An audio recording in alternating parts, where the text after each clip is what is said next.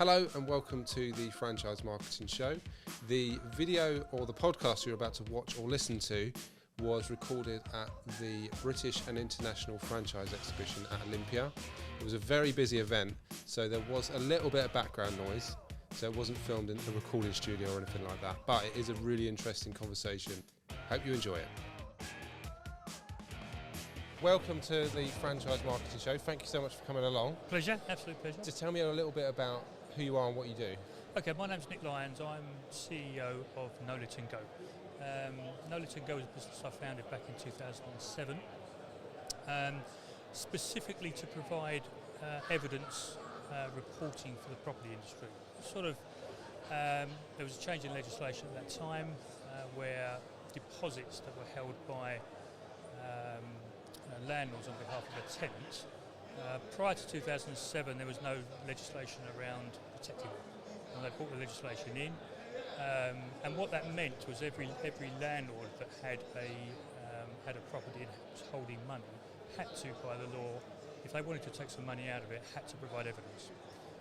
And what I did is I set up a business to provide that evidence. Nice. Of course, over the years, what's happened, legislation's become tighter and there's more issues in the market. So as Know It and Go's grown, we now deal with all kinds of on-site property reporting, compliance related, as well as evidence. Was that something you had a background in then when you set up? So I was in the property industry. Funny enough, my original background, actually I was in the oil industry. It had nothing to do with. So I was a typical sort of corporate. I was a sales director in a sort of like sales and accounts director for one of the oil industry, one of the oil companies. But when I was about 30 or so, I left that. I actually was a franchisee for Remax, the estate agency business, for a number of years. But also had a business doing reporting, conveyancing reporting. So when you buy a house, the people that when you do planning permission, searches, and all that sort of stuff. And I had a very successful business doing that. But the combination of being a franchisee at Remax and the reporting business that I had in property, sort of those experiences over a number of years, I sort of combined that. And when the opportunity came up with this legislation, it was perfect for me because I had a good background and I really loved the franchising model, but I also had experiences of what I liked about it and what I didn't like about it as well. So I sort of trying to put some of those experiences in and developed Know It and Go. Yeah, nice. So how has it been like? It's been established quite a long time now, since 2007. Like I sort of still think of like the early 2000s as like 10 years ago. Me too. How has it been over the past 15 years? I mean, it's funny because when I first set obviously it's very small when I first set the business up. I had a lady called Lisa Williamson that joined me at the time. She was my sort of expert in training, worked on the training side, and a guy called Tony Mandela that was acting for me on the franchise side. And I remember saying to Tony, when we first set the business up, I said, right, okay, well, 10 franchises in the first year, and he's like, well, I think it'll be quite a bit tough. And I was like, I think we'll be good for that. And a great model, really excited by it, etc., etc. I think it took me a year to get the first one. But of course, what happened is that I worked hard with the first franchisee. I acted as a sales guy. We really grafted the pair of us. There's a guy called Chris Holmes. He's still with us today, and we sort of developed, and a lot of that working with those early franchisees enabled me to develop processes and understand the needs of franchisees, or certainly the Know It and Go ones. Of building the team around that as well, and then over time, we got into the market just as the market was growing. So we had a really good opportunity to establish a very strong brand. I put some really good, strong core values in place in the early days, which helped me establish the right people into the business. The first 10, 15 franchisees that had on were, like many people in the business now, but they had to be very strong, had to be massively committed, and they were, amazing people.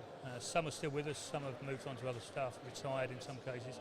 Yeah. But yeah, good foundation, if you like, was put in place. Is there a typical profile of franchisee that you look for? Do they have to have particular experience? In the property industry? Yeah. No, not actually. And we've played with this idea over the years. I'm sure many other franchisors are. Actually, we're in a report. Obviously, we're in a business that's where we're gathering information on site on behalf of letting agents. So we deal a lot with people. We're often, the people that sort of sit in the middle. So you have tenants, you have landlords, you have property managers, and all got slightly different agendas. So having tact, having good verbal skills, being calm under pressure, all those sort of soft skills, if you like, are very important. We typically, people that have got good administrative skills, very disciplined, that sort of thing works very well. It doesn't really matter what industry they come from. So, the most successful offices we've got are not necessarily from the property industry. We have one or two from the property industry, but mostly not. Certainly in the early days we had a number of people who were private landlords join because they had a fairly good understanding of the requirements. But no, we look primarily for soft skills. Yeah, okay. And when the franchisee joins, is there a particular, what does their day look like from start to finish? And what kind of things will they do? Well, so, I'm a massive believer that you must know your business. So the way that we develop anyone that comes into the business, they must learn the business from the bottom up first. So a typical new franchisee in their first year will be very much, we have proprietary software systems, all the businesses run all through that, so they'll get to know how to run your business, of course.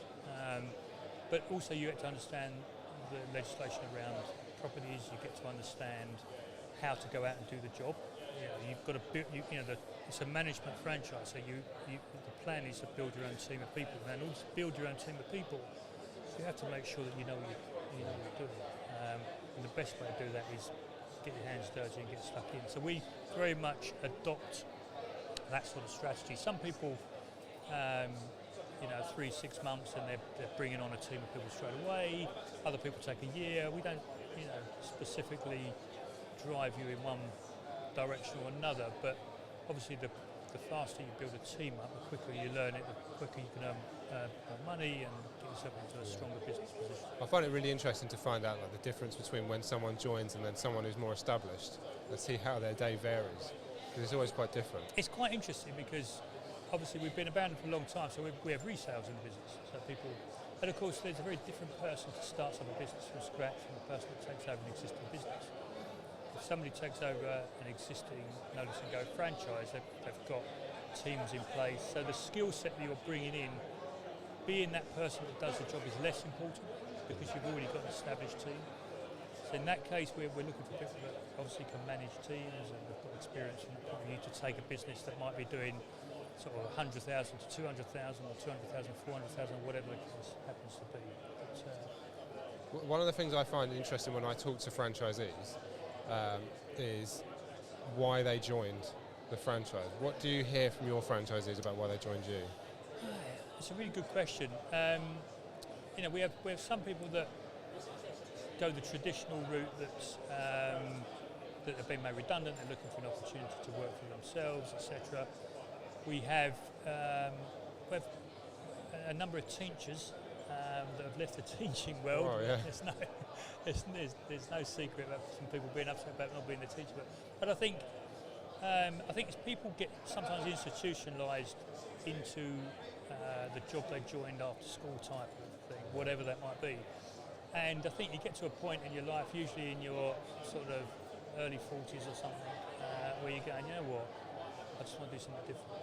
And of course the franchising world broadly is excellent for that, because the franchisor brings a set of all the industry knowledge, and you just bring the soft skills. The soft skills can be learned anyway. So I think a lot of our people get fed up with the rat race and they want to control their own destiny. Yeah.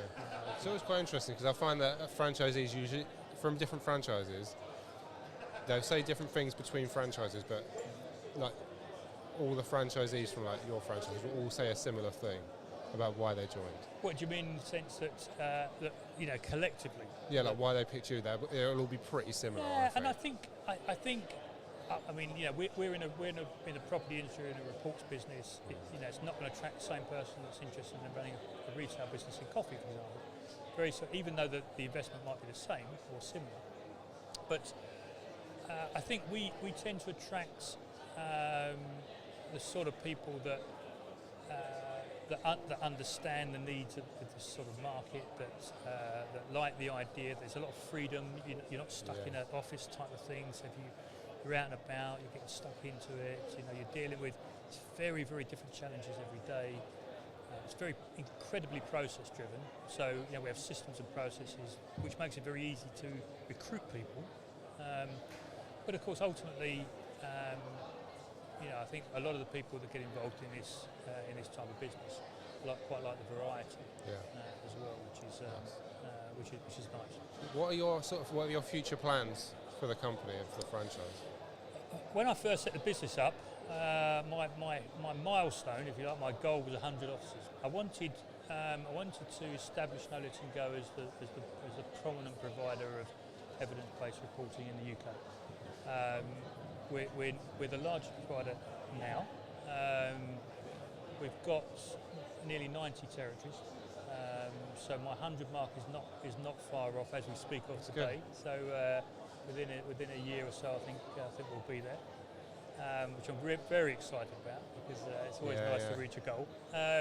But actually, I want to grow the business horizontally. I want to grow it, taking on board more compliance side of the business. Particularly, I'm a great believer that people live in properties, whether they're rented or otherwise, should be safe. And a lot of what we do in the market is ensuring that people are protected, albeit through the evidence side. And that's a very, very important thing personally to me. So I want to grow on that basis.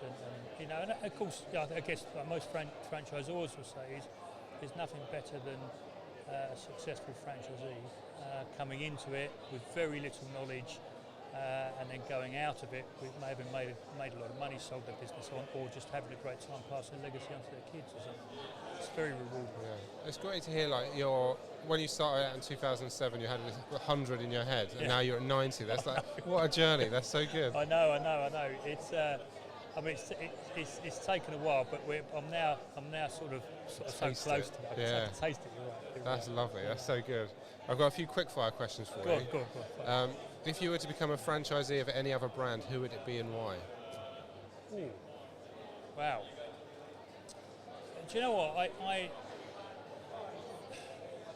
I quite liked the idea way back when, before I set up No Letting Go, and that I looked at the retail market. I actually looked at Subway a couple of times years back. Oh yeah. I sort of quite like that business model. I like very process-driven businesses. A business where you come in, everyone knows exactly what to do, and a lot of those sort of businesses are set like that. I'm not really a buy a job sort of, so it has to be a management franchise of some sort. But I tend to look for the people in the business, and that's what I'd have to connect at some level. I'm not really. I don't think I'm particularly fussed about the product, as long as it works for me as a business. That's interesting. Yeah. That's cool. Who in the sector do you admire or are inspired by, and why? It's a really difficult question. I've met lots of people in the franchise market over the years. I've been involved with BFA for a long time. I think that there's some incredible people that work. Some of the guys that set up in the care home businesses are brilliant. I've met lots of people who've set very similar stories to me, that started up with an idea and a concept and just worked hard to try and make it happen through the trials and tribulations. I like people that take a very simple, an existing business that's just done not particularly well, and make it better. and add value into the system. Yeah.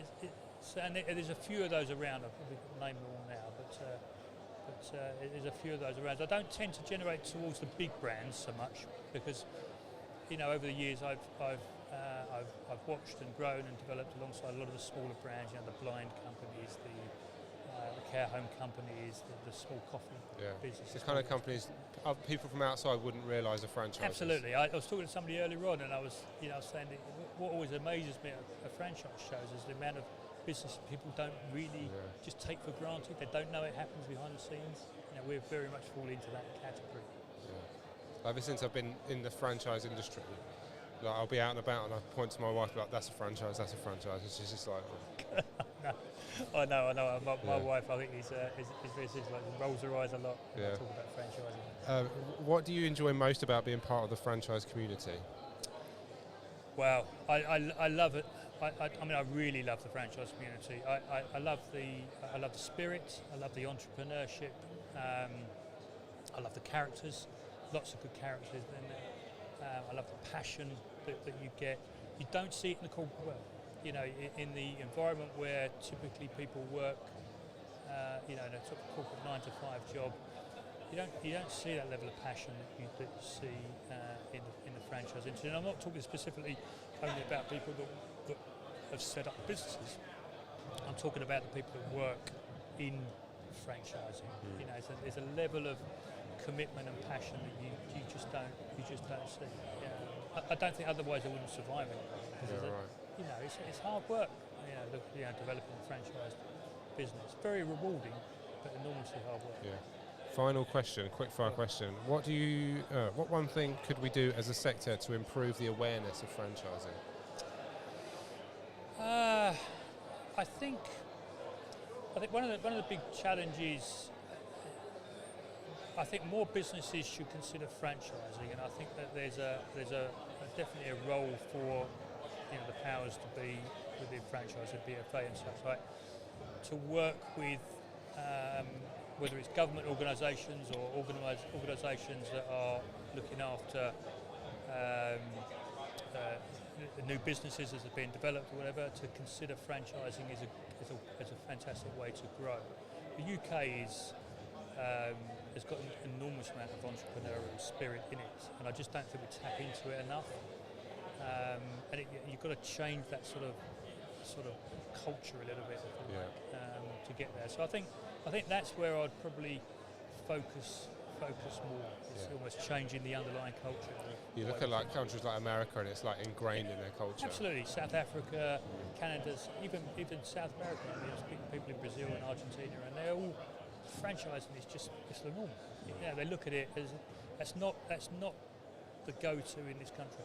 I think we look at it as something that entrepreneurial people do only, or not me sort of thing.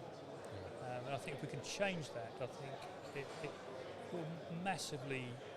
I think it just creates a lot more, like I said earlier on, passion, and I think people will be happier from that point of view.